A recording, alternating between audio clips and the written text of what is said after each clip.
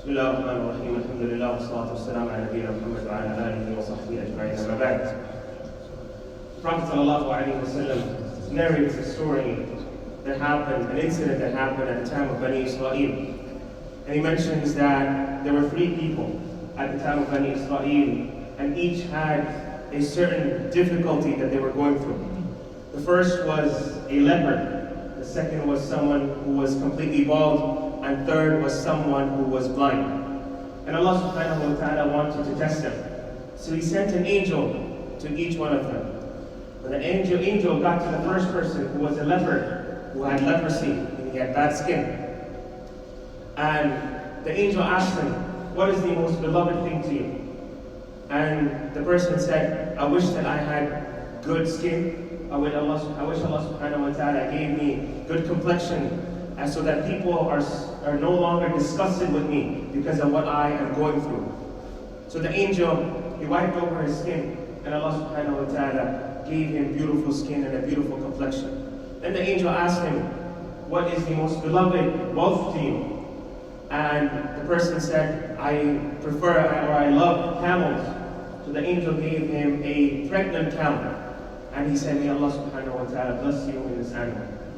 Then the angel went to the second person who was bald, and the angel asked him, what is the one thing you wish for? And he said, I wish Allah subhanahu wa ta'ala gives me beautiful hair so that people are no longer disgusted with me, with what I am going through.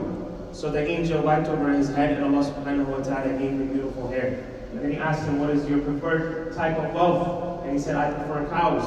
So he was given a pregnant cow, and the angel said, may Allah subhanahu wa ta'ala bless you with this.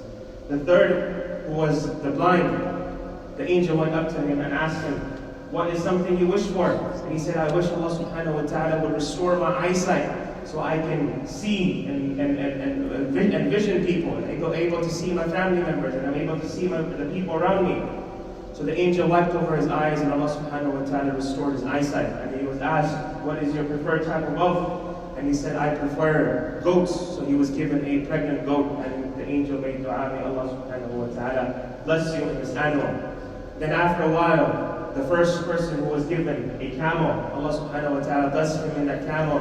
He had a valley filled with camels, and the second one had a valley filled with cows, and the third had a valley filled with goats. And after a while, Allah subhanahu wa ta'ala sent an angel to them, but in a different situation, in a different appearance. The angel came to the first who used to be a leper, but the angel came in the appearance of a leper, and he was also poor.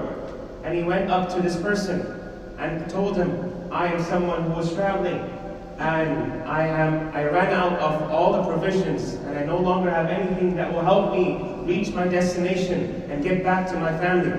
I ask you by the one who gave you beautiful complexion and gave you this beautiful skin, that you give me 1 camel so I'm able to get back to my family and I'm able to reach my destination.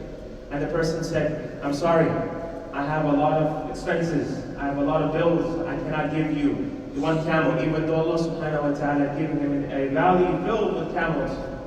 And the angel tells him, weren't you a leper? And Allah subhanahu wa ta'ala gave you beautiful skin? And weren't you poor? And Allah subhanahu wa ta'ala gave you all this wealth? And he said, no, I inherited this from my father and my grandfather, meaning this is something I already had, meaning I was never poor before. And he denied the blessing of Allah subhanahu wa ta'ala. So the angel told him, if you are lying, may Allah subhanahu wa ta'ala return you to the circumstance and the situation you were in before. And then he went to the second person who was bald, and he had a similar encounter. The bald person said, sorry, there are a lot of responsibilities. I can't give you even 1 cow, and I have inherited this wealth from my father and grandfather. Then he went to the third person, the blind, and he asked him the same question. And the blind person said, take whatever you want. This is all from Allah subhanahu wa ta'ala. Take whatever you want, leave whatever you want. I will not argue with you about anything. And the angel said, I don't need your wealth. Allah subhanahu wa ta'ala has been pleased with you, and he is displeased with the 2 other people who denied him his request. The blessings of Allah subhanahu wa ta'ala are very important for us to be grateful and thank Allah subhanahu wa ta'ala for. a person should sit with himself and count the blessings Allah subhanahu wa ta'ala has given him, from everything, from his wealth, from his health, from his family members, from the place that he lives, from the safety and the peace that he lives in. And he won't be able to count every blessing of Allah subhanahu wa ta'ala. He will still be short in counting every blessing Allah subhanahu wa ta'ala has given him. But a person should sit with himself and understand this is all from Allah subhanahu wa ta'ala. And one may ask, how should I be grateful to Allah subhanahu wa ta'ala? What is the process? What is the Islamic process of being thankful and grateful to Allah subhanahu wa ta'ala? It is a very simple two-step process that the scholars have mentioned. The first step is that you ascribe everything to Allah subhanahu wa ta'ala, internally and externally. In the depths of your heart, you know this is all from Allah subhanahu wa ta'ala. And whatever work that you put in, whatever efforts and sacrifices you made, those were all also blessings of Allah subhanahu wa ta'ala. And Allah subhanahu wa ta'ala blessed you that those efforts worked out. A lot of people put in the work and the effort and it doesn't work out for them. And Allah subhanahu wa ta'ala just happened to be that He blessed you. And your efforts and your worked out to be successful, and Allah subhanahu wa ta'ala blessed you with this wealth. And a person should look at it for every blessing, not just for the wealth that he has been given. And that is the first step, to ascribe every blessing to Allah subhanahu wa ta'ala, internally and externally. A person asks you, how did you make this wealth? Why do you have this good health? This is all from Allah subhanahu wa ta'ala. Why are you able to come to the masjid every day? This is all from Allah subhanahu wa ta'ala. Nothing from my efforts. La hawla wa la quwwata illa billah. All the success is from Allah subhanahu wa ta'ala. The second step is that you do not use these blessings in ways that displease Allah subhanahu wa ta'ala. It is kind of shameful that Allah subhanahu wa ta'ala gives you something and then in return you use that to displease Allah subhanahu wa ta'ala. Allah subhanahu wa ta'ala gives you health and in return you abandon His prayers. Allah subhanahu wa ta'ala gives you wealth and instead of giving zakah and giving charity, you're spending it in ways that displease Allah subhanahu wa ta'ala. So use the blessings of Allah subhanahu wa ta'ala in halal ways or in ways that please Allah subhanahu wa ta'ala. Another important thing is, when a person is blessed with anything, for example, if he's blessed with wealth, and when people find out that he's blessed with wealth, naturally people will come up to him and ask him for help, for financial aid or financial help. Could you help me out with a few $100s here? Could you help me out with my bills? That is a natural reaction people have to whatever person is qualified in whatever aspect. People go up to a doctor and ask for free medical advice. People go up to the imam and ask for free fatwas, even though fatwas are free. But they ask them for free Islamic advice.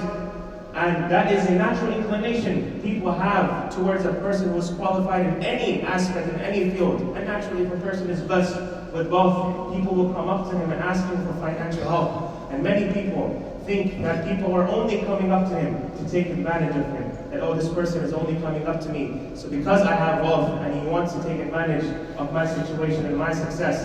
And they look at those people with a very inferior perspective and a very inferior look at these people that are coming up to me and asking me all the time for help. Like, don't they see that I'm busy? Don't they see this is my profession? I have to work, I have expectations, I have all these other errands and responsibilities I have. Instead, a Muslim should look at this. Alhamdulillah, Allah subhanahu wa ta'ala blessed me to put me in a position where I can help others. Allah subhanahu wa ta'ala blessed me that I can be the reason that I can alleviate the stress of someone else. I can alleviate a burden of someone else. I can alleviate a debt on someone else. I am the reason that Allah subhanahu wa ta'ala has made me the reason that these people will make dua for me. These people will be the reason I get to Jannah bi'idhnillah azza wa jal. These people are the reason why Allah subhanahu wa ta'ala will elevate my status in the hereafter. And one of the Sahaba had a similar situation. People will kind of come up to him and every time they would come up to him, they would only ask for favors. Every time they would meet him, could you do this for me? Could you do this for me? And one day his wife was kind of annoyed by this, and she said, don't you see these people are just taking advantage of you? That they only remember you when they need something from you. And when they don't need anything from you, they forget you.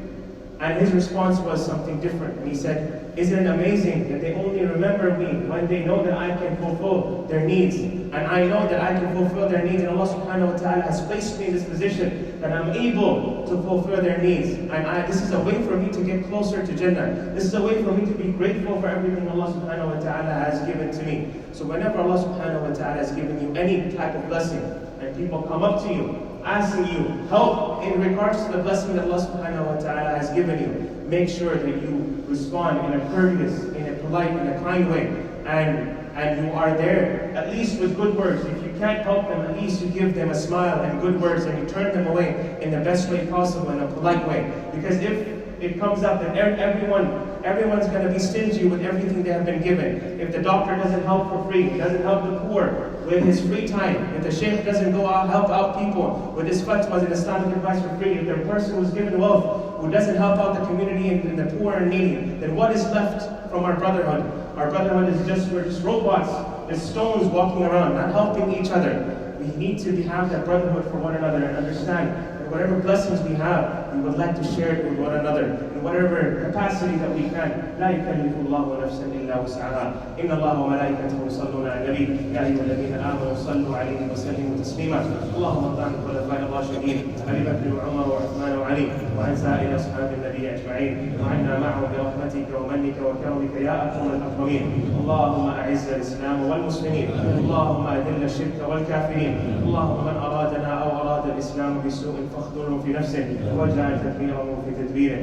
اللهم أرنا الحق حقا وارزقنا اتباعه وأرنا الباطل باطلا وارزقنا اجتنابه.